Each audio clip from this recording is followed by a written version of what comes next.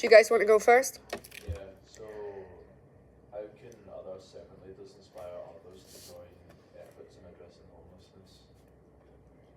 Well, since homelessness is such a major issue, particularly in Glasgow itself, I feel like it's became much worse in Glasgow in recent times, or just much more noticeable nowadays.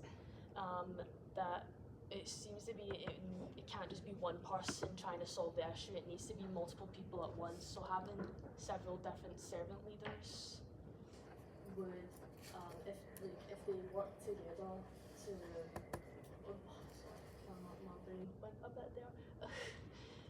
Because servant leaders are for helping others and they put others before them, naturally they will steer towards solving homelessness. So if they work together, they would all have one common goal, which is just to solve homelessness or try and reduce it as much as possible.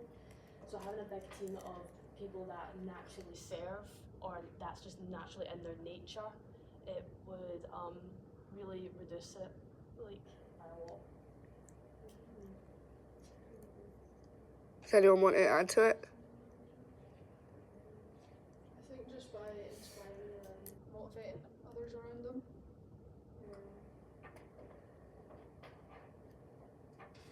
I mean, there's been a lot of servant leaders throughout history. One is Martin Luther King Jr. He was, you could say he was a servant leader, and also he fought for the civil rights movement. And just looking at all the accomplishments that he achieved through his life by fighting for that cause, you can see how he managed to inspire people, motivate people, and trying to end, racism within America.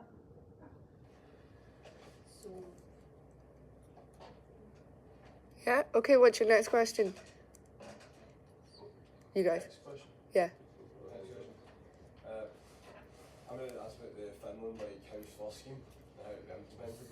So you mentioned renovating flats in Glasgow or buildings that are empty. Would that be primarily government funded or from donations? So I know there's a lot of charities out there that specialise in trying to end homelessness. I wonder would it just be government based? I believe it could be a mix of multiple things. So I feel like it should be a government initiative, because it seems to be that the council has recently made drastic decisions that impact homelessness by no longer having bed and breakfast offers for homeless people recently. So I think that there should be now a government issue, and the government should be starting to look at implementing, renovating and turning abandoned buildings into new homes for the homeless, so that they have a stable place for income and somewhere they can always sleep at night, and they can eventually go focus on new things like getting a job and saving up for a house themselves. And the government could also work with multiple charities that could either spread the news or work with it. Particularly, they could work with the Big Issue, which is known for trying to spread awareness about homelessness. They could work with the Big Issue to try and intrigue charities to become major shareholders in the initiative itself. This would probably also be used with donations and taxpayer money. So at least you would know that your taxes are going to a good cause, instead of something that you probably don't want to even spend your money with. Thanks. Okay, do you guys have feedback for them? Yeah, I really liked it today. I thought the videos and visuals kept it very engaging. Lots of things as well. Okay. Connor's group. the other leadership theory that could work on its own instead of servant leadership or alongside it to improve homelessness? Probably activist leadership, because homelessness is such a big issue, but it seems to be only one of the more notable people to try and tackle the issue is the person that created the Big Issue itself. But on his own, there's nothing that he's really achieved other than the Big Issue and trying to spread awareness to homelessness, because homelessness has gotten worse than it ever has been since the pandemic. So I think if we had activist leaders and servant leaders working together, we would probably make a major impact on Glasgow's homelessness in particular. Yeah, anyone else? Agree activists. Activists and leadership have similar traits and qualities. Yes. Well, they would all have one common goal to work with each other, which would probably prevent, any conflict or one party trying to aim for profit while another party is trying to aim for just serving. Okay, guys, what's your next question? Do you think the approach in Finland can apply to the UK when there's already housing abuse just now? Quite a lot of people claim for housing benefit, but they don't actually want to work. So do you think it would just be a more abuse on the system, or would there be a regulation to stop that? I see the point that some people might take advantage of if we implemented what Finland's doing with the housing into the UK. So I do see a point. Some people might take advantage of that as they have the benefits and stuff like that. But I do think there would be some sort of regulations in order to prevent that, and certain criteria they would have to meet. So it would limit that kind of issue. Yeah, because when universal credit was introduced, it was to tackle the corruption in benefits and the abuse that a lot of people would bring onto benefits. So, kind of like the same thing that we do with universal credit right now, where you're constantly interviewed to see if you are able to work or not.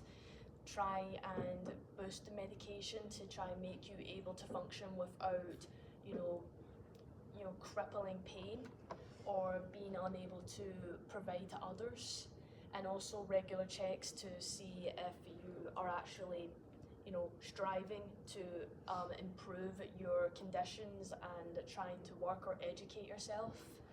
So it'd probably be the same if we do the housing initiative here, where we would implement these same rules from benefits to the housing initiative. So probably regular checkups to see if the house is still, up to standards, as in it's still habitable, it's not, been treated as if it's just a hotel that you can trash, as well as making sure that the person has as many options as possible, and also discussing with them what type of careers would you like to go in. This is the most well-paying ones for your qualifications, and also trying to get them back into education as well to see if that would improve their opportunities too. Okay, guys, have you got feedback? I think he's answered the questions really good. Okay, question / feedback from me. What are the strengths and weaknesses of your video? I'd say the strength is that we did a little bit of acting in it, but not just completely acting, but also added pictures in and stuff like that. So it wasn't just one continuous thing throughout the video where it might make people a bit bored watching. So I think that was a strength. We managed to keep it kind of, light-hearted in a sense and kind of engaging. Weakness, I would say, is there was a lot of information at certain points in the video, which can be difficult for the audience who are watching to kind of retain that. Yeah, I'll also say with the editing itself, with the audio, I feel like it was me who did the audio part. I'll admit myself that I feel like the audio was a bit choppy at times, and you had to kind of think in your head, what did that person just say? I feel like I could have improved on the audio itself, because sometimes it was too loud, even though I tried to equalize it, and some of it was if the words were, I had to splice the words so that they would match with the timing. And it feels as if I kind of chopped off some of the words with it. Okay. Particularly with the part where it said when Maddie was speaking and it was saying problem solving, you could kind of tell that the audio kind of went choppy there because of the way I edited it. And that's the part I mean about there was a lot of information. Okay. So So you had to cut it. Did you decide beforehand who was going to kind of tackle the Q&A? No. Okay. Right, thank you very much for that. Cheers, guys. That is you. You are free.